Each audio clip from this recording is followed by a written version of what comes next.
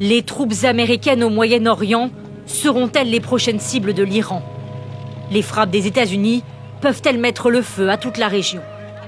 En représailles, le régime des Mollahs pourrait choisir de frapper les 40 000 soldats américains présents sur la zone, regroupés dans des dizaines de bases.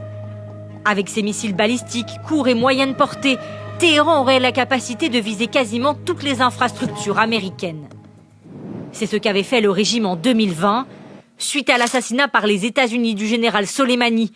Des installations américaines en Irak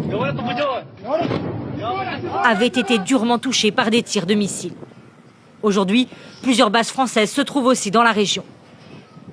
Les Iraniens pourraient répondre de manière très importante et douloureuse pour les Américains. Mais ça ne veut pas dire une escalade globale. Les deux parties veulent éviter cela.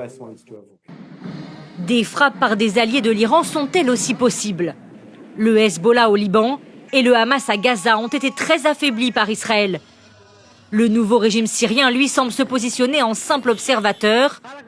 Les rebelles houthis au Yémen, eux, considèrent les frappes américaines comme une déclaration de guerre. Mais l'Iran conserve encore de nombreux alliés. La Russie de Vladimir Poutine, la Chine de Xi Jinping et récemment la Turquie de Erdogan. Le régime iranien a aussi une arme puissante, l'accès au détroit d'Ormuz. 1/5 du commerce pétrolier mondial et du gaz naturel transite par cette zone. Une fermeture serait catastrophique. S'il venait à être bloqué, il n'y a pas de solution de plan B.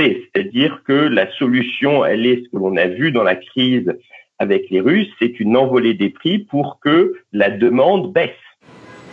Les États-Unis se préparent aussi à de potentielles prises d'otages de leurs ressortissants et à des attaques terroristes directement sur leur territoire.